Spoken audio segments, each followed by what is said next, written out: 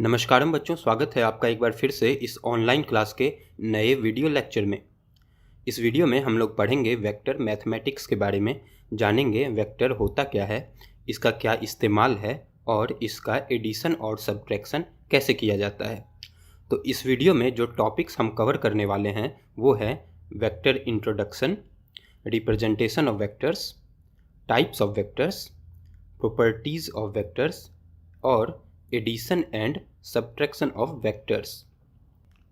तो चलिए सबसे पहले स्टार्ट करते हैं इंट्रोडक्शन से। वेक्टर होता क्या है? वेक्टर जो है वो एक डायरेक्टेड लाइन सेगमेंट होता है। अब आप पूछोगे ये डायरेक्टेड लाइन सेगमेंट क्या होता है? तो मान लीजिए कि एक लाइन है L और जब हम इस लाइन की बाउंड्री फिक्स कर देते हैं तो यह लाइन सेगमेंट कहलाता है। और इस लाइन सेगमेंट के किसी एक एंड पर जब आप एरो लगाकर इसका डायरेक्शन निर्धारित कर देंगे तो यह डायरेक्टेड लाइन सेगमेंट कहलाएगा। अब आइए इसे एक एग्जाम्पल से समझते हैं।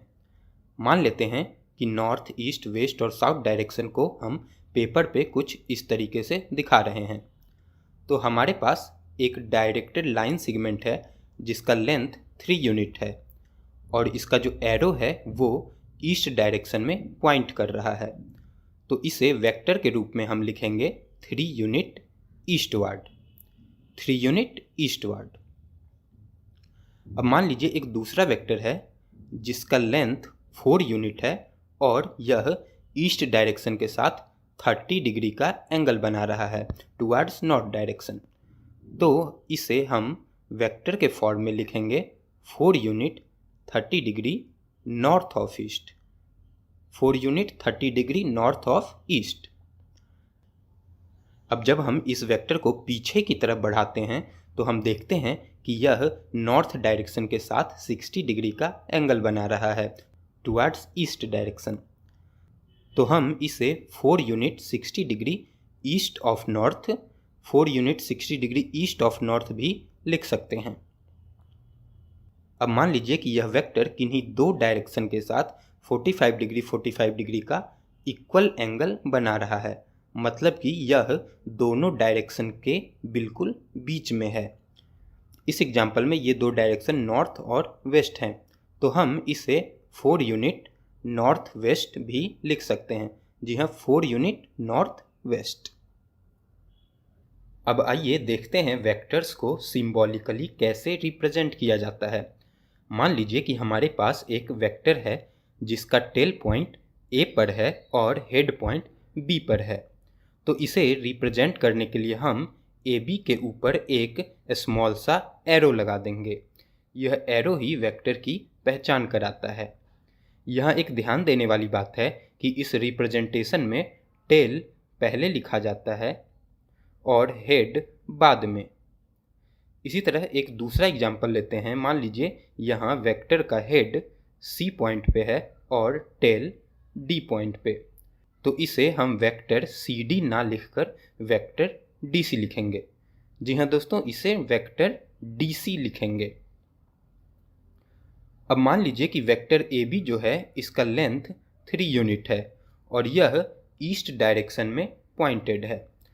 तो इसे हम लिख सकते हैं 3 यूनिट ईस्ट। अब जब हम AB के ऊपर से यह एरो हटा देंगे तो यह वेक्टर AB के मैग्नीट्यूड को डिनोट करेगा। तो AB जो है वो हो जाएगा इक्वल टू 3 यूनिट। इसके मैग्नीट्यूड को दूसरे तरीके से दिखाने के लिए हम वेक्टर पर मॉड का भी सिंबल लगा सकते हैं। वेक्टर्स को डिनोट करने के लिए हम एक सिंगल लेटर का भी इस्तेमाल कर सकते हैं। एग्जाम्पल के तौर पर यहाँ एक वेक्टर है, वेक्टर A, जिसका लेंथ 4 यूनिट है और यह ईस्ट डायरेक्शन के साथ 50 डिग्री का एंगल बना रहा है। तो इसे हम A के ऊपर एरो लगाकर भी लिख सकते हैं कुछ इस प्रकार, vector A equal to 4 unit 50 degree north of east. और इसके मैग्नीट्यूड को हम मॉड ऑफ A वेक्टर या सिंपली A लिखकर भी दिखा सकते हैं। वेक्टर से रिलेटेड एक टर्म है लाइन ऑफ एक्शन। मान लीजिए कि एक वेक्टर है जो फिगर में दिखाया गया है यह वेक्टर जिस लाइन का एक पार्ट है या हिस्सा है उसी लाइन को लाइन ऑफ एक्शन कहते हैं। लाइन ऑफ एक्शन से रिलेटेड दो इम्पॉर्टेंट बातें हैं जो आपको जाननी बहुत ज़रूरी हैं। पहली, अगर किसी वेक्टर को उसके लाइन ऑफ एक्शन में ही कहीं भी शिफ्ट किया जाए बिना उसके डायरेक्शन को बदले हुए तो वो वेक्टर हमेशा सेम रहेगा, उस वेक्टर में कोई बदलाव नहीं होगा। और दूसरा पॉइंट है कि अगर रोटेशनल इफेक्ट को इग्नोर किया जाए तो इस वेक्टर को इसके लाइन ऑफ एक्शन से पैरेलल भी शिफ्ट करने से कोई बदलाव नहीं आएगा और वह वेक्टर सेम रहेगा। अब आइए देखते हैं कि दो वेक्टर्स के बीच का एंगल कैसे निकालते हैं। दो वेक्टर्स के बीच का एंगल वही होता है जो उनके लाइन ऑफ एक्शन के बीच का एंगल होता है। अब चूंकि जब दो लाइन इंटरसेक्ट करते हैं तो टोटल 4 एंगल बनते हैं, लेकिन हमें इन दोनों वेक्टर्स के सेंस ऑफ डायरेक्शन के बीच का ही एंगल कंसीडर करना होगा। इन दोनों लाइन के बीच का जो इंटरसेक्शन पॉइंट होता है उसे हम वर्टेक्स कहते हैं। अब इसी सिचुएशन को एक दूसरे नज़रिए से देखते हैं। मान लीजिए कि हमें वेक्टर a और वेक्टर -b के बीच का एंगल निकालना है, तो यहाँ b के डायरेक्शन को हम रिवर्स कर देंगे, तभी हमें -b मिलेगा। अब जो सेंस ऑफ डायरेक्शन है वह बदल जाएगा और ये जो दूसरा वाला एंगल है इनके बीच का, और ये जो दूसरा वाला एंगल है वही वेक्टर a और वेक्टर -b के बीच का एंगल कहलाएगा। अब चलिए आगे बढ़ते हैं और बात करते हैं वेक्टर्स के अलग अलग टाइप्स के बारे में। वेक्टर्स के कई टाइप होते हैं, जिनमें से कुछ इम्पोर्टेंट टाइप्स हैं जीरो वेक्टर्स, यूनिट वेक्टर, को इनिशियल वेक्टर और को लीनियर वेक्टर। अब चलिए एक एक करके जानते हैं इन अलग अलग वेक्टर्स के बारे में। सबसे पहले देखते हैं जीरो वेक्टर। जीरो वेक्टर एक ऐसा वेक्टर है जिसका इनिशियल और टर्मिनल पॉइंट सेम होता है। यदि यह वेक्टर पॉइंट ए से स्टार्ट हो रहा है तो वहीं ख़त्म भी हो जाएगा, मतलब कि इसका मैग्नीट्यूड 0 होता है। इस वेक्टर को हम 0 के ऊपर एरो लगाकर दर्शाते हैं, या फिर इस फिगर में इसे ए वेक्टर से भी दिखाया जा सकता है। इस वेक्टर का कोई स्पेसिफिक डायरेक्शन नहीं होता है, इसे आप कोई भी डायरेक्शन दे दो कोई फर्क नहीं पड़ेगा। दोस्तों अगला वेक्टर है यूनिट वेक्टर। यह एक ऐसा वेक्टर है जिसका मैग्नीट्यूड यूनिटी होता है, मतलब कि इसका मैग्नीट्यूड 1 होता है और इसका डायरेक्शन दिए गए वेक्टर के ही डायरेक्शन में होता है। यूनिट वेक्टर को कुछ इस तरीके से हम डिनोट करते हैं, इसे एक कैप पढ़ा जाता है।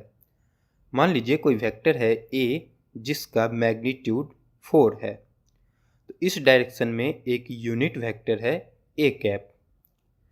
तो वेक्टर a को हम कुछ इस प्रकार भी लिख सकते हैं, a = 4 × a कैप।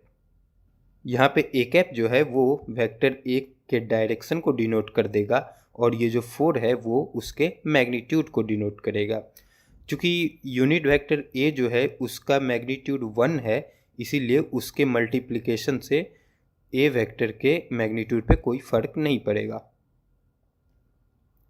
इसी कड़ी में अगला वेक्टर है को इनिशियल वेक्टर। एक्चुअल में यह वेक्टर का कोई टाइप नहीं है, बट एक कलेक्शन है जिसमें सारे वेक्टर्स किसी एक ही पॉइंट से स्टार्ट या इनिशिएट होते हैं। इसी तरह वेक्टर्स का एक और समूह है जिसे को लीनियर वेक्टर कहते हैं। इसमें सारे वेक्टर्स किसी एक ही लाइन के पैरेलल होते हैं। इनका डायरेक्शन अपोजिट भी हो सकता है, मतलब कि ये आपस में पैरेलल या एंटी पैरेलल हो सकते हैं। इसके बाद अगला टाइप है को प्लेनर वेक्टर। ये वो वेक्टर्स होते हैं जो एक 3 डायमेंशन में किसी एक ही प्लेन में डिफाइन होते हैं। तो दोस्तों ये थे अलग अलग टाइप के वेक्टर्स। अब आइए हम लोग डिस्कस करते हैं कि इन वेक्टर्स के क्या क्या प्रॉपर्टीज़ हैं।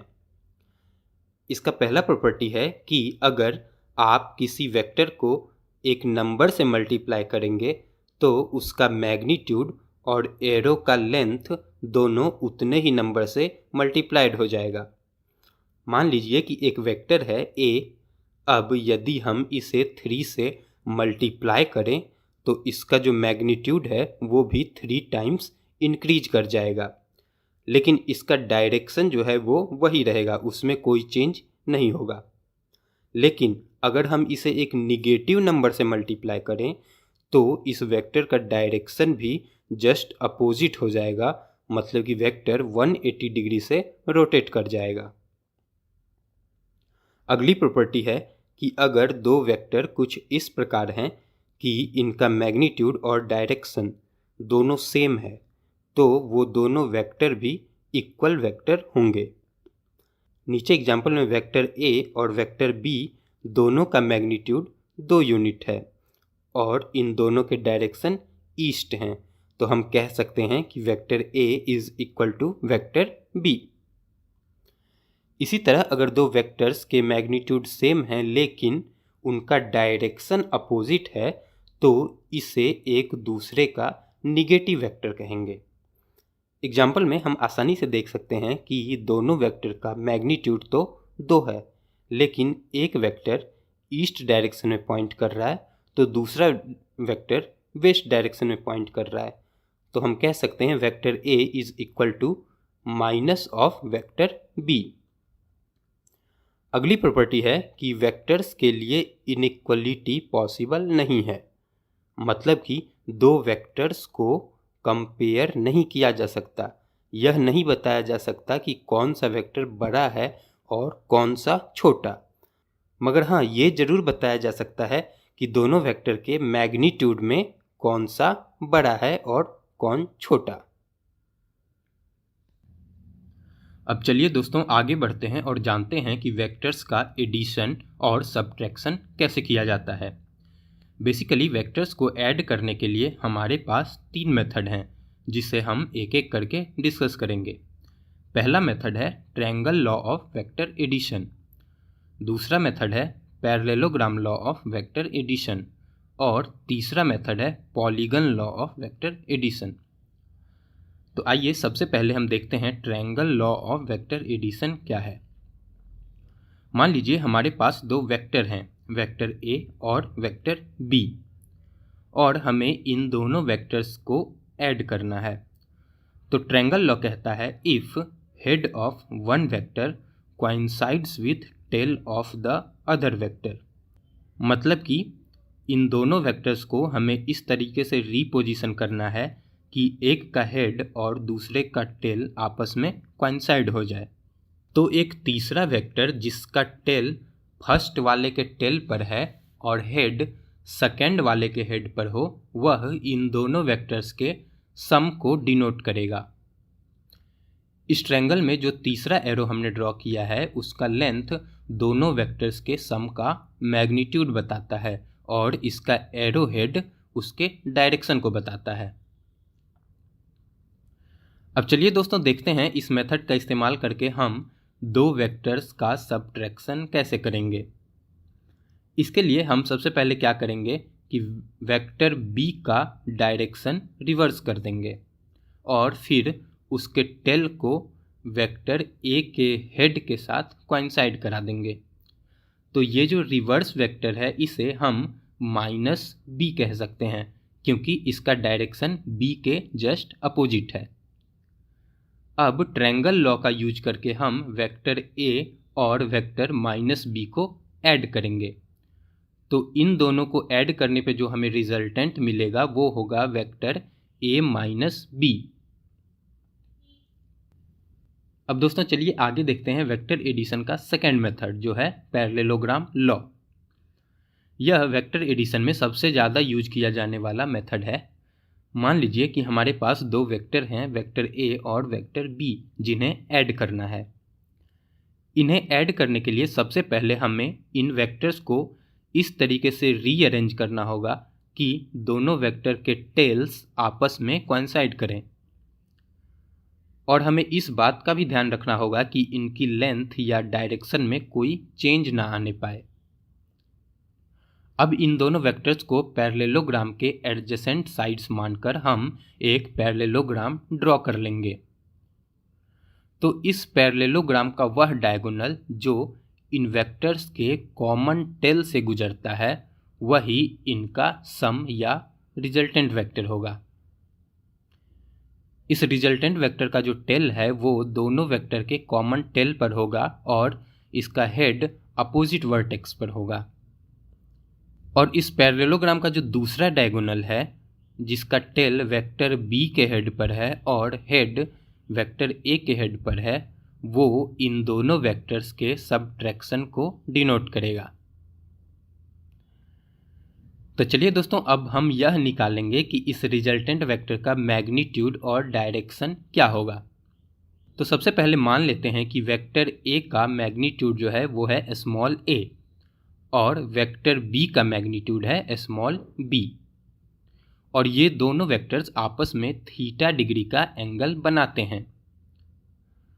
तो सबसे पहले हम इस पैरेललोग्राम में कुछ एक्सटेंशन लाइंस इस तरीके से ड्रॉ कर लेंगे और कुछ पॉइंट्स के नाम A, B, C, D, E letter से निर्धारित कर देंगे।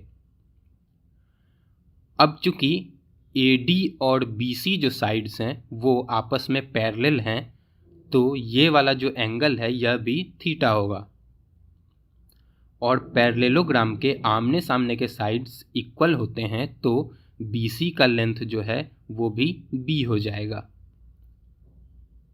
अब चलिए ट्रायंगल CBE में, चूंकि यह एक राइट एंगल ट्रायंगल है तो हम लिख सकते हैं sine theta equal to CE divided by BC और CE equal to BC sine theta.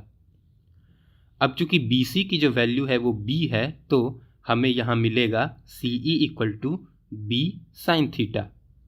इसे हम इक्वेशन 1 मान लेते हैं। इसी तरीके से हम BE की भी वैल्यू निकाल सकते हैं जो हो जाएगा BE equal to B cos theta, और इसे इक्वेशन 2 मान लेते हैं। अब चलिए कंसीडर करते हैं इस बड़े ट्रायंगल AEC को। यह भी एक राइट एंगल ट्रायंगल है तो पाइथागोरस थ्योरम का यूज करके हम लिख सकते हैं AC square equal to AE square plus CE square.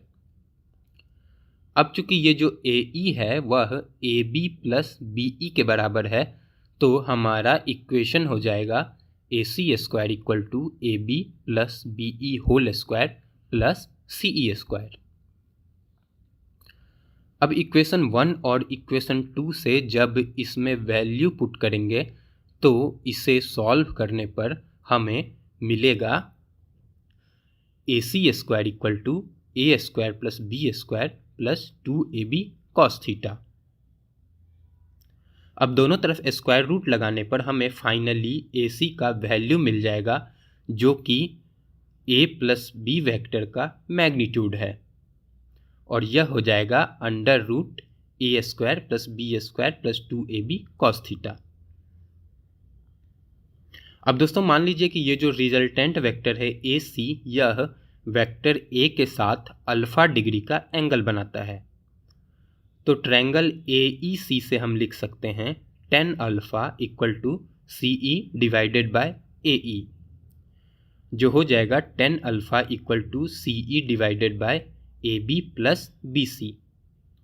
अब यहाँ इक्वेशन 1 और इक्वेशन 2 से वैल्यू डालने पर हमें मिलेगा tan alpha equal to B sine theta divided by A plus B cos theta. तो दोस्तों इन्हीं दोनों फॉर्मूलों का यूज करके हम रिजल्टेंट वेक्टर का मैग्नीट्यूड और डायरेक्शन आसानी से निकाल सकते हैं। दोस्तों आज के वीडियो में बस इतना ही। उम्मीद करते हैं वीडियो पसंद आई होगी। अगर वीडियो अच्छा लगा है तो एक लाइक और शेयर ज़रूर करना और चैनल को सब्सक्राइब करना बिल्कुल मत भूलना। दोस्तों जल्दी मिलेंगे आपसे अगले वीडियो में, तब तक के लिए गुड बाय, धन्यवाद।